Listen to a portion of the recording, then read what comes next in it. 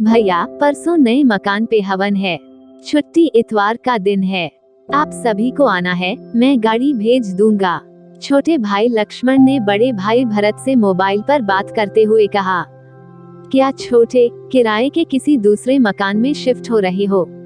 नहीं भैया, ये अपना मकान है, किराए का नहीं। अपना मकान, भरपूर आश्चर्य के साथ भरत के मुंह से निकला। छोटे, तूने बताया भी नहीं कि तूने अपना मकान ले लिया है। बस भैया, कहते हुए लक्ष्मण ने फोन काट दिया। अपना मकान, बस भैया, ये शब्द भरत के दिमाग में हथौड़े की तरह बज रहे थे।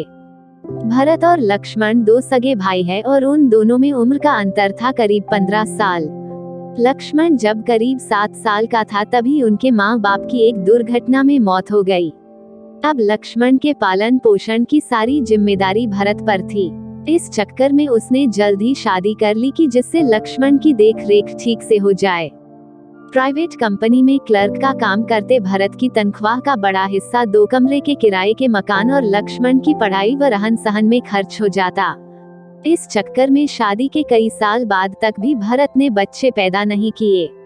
जितना बड़ा परिवार उतना ज्यादा खर्चा। पढ़ाई पूरी होते ही लक्ष्मण की नौकरी एक अच्छी कंपनी में लग गई और फिर जल्द शादी भी हो गई। बड़े भाई के साथ रहने की जगह कम पड़ने के कारण उसने एक दूसरा किराए का मकान ले लिया। वैसे भी अब भरत के पास भी 2 बच्चे थे, लड़की बड़ी और लड़का छोटा। मकान लेने की बात जब भरत ने अपनी बीबी को बताई तो उसकी आंखों में आंसू आ गए। वो बोली, देवर जी के लिए हमने क्या नहीं किया। कभी अपने बच्चों को बढ़िया नहीं पहनाया, कभी घर में महंगी सब्जी या महंगे फल नहीं आए। देख इस बात का नहीं कि उन्होंने अपना मकान ले लिया, देख इस बात का है कि ये बात उन्होंने हमसे छिपा के रखी। इतवार की सुबह लक्ष्मण द्वारा भेजी गाड़ी भरत के परिवार को लेकर एक सुंदर से मकान के आगे खड़ी हो गई। मकान को देखकर भरत के मन में एक हुक सी उठी। मकान बाहर से जितना सुंदर था अंदर उससे भी ज्यादा सुंदर। हर तरह की सुख सुविधा का पूरा इंतजाम। उस मकान के 2 एक जैसे हिस्से देखकर भरत ने मन ही मन कहा, देखो छोटे को अपने दोनों लड़कों की कितनी चिंता है। दोनों के लिए अभी से एक जैसे 2 हिस्से पोषण तैयार कराए हैं। पूरा मकान 1.25 करोड़ रुपयों से कम नहीं होगा। और एक मैं हूँ जिसके पास जवान बेटी की शादी के लिए 1-2 लाख रुपयों का इंतजाम भी नहीं है। मकान देखते समय भरत की आंखों में आंसू थे जिन्हें उन्होंने बड़ी मुश्किल से बाहर आने से रोका। तभी पंडित जी ने आवाज लगाई, हवन का समय हो रहा है, मकान के स्वामी हवन के लिए अग्निकुंड के सामने बैठें।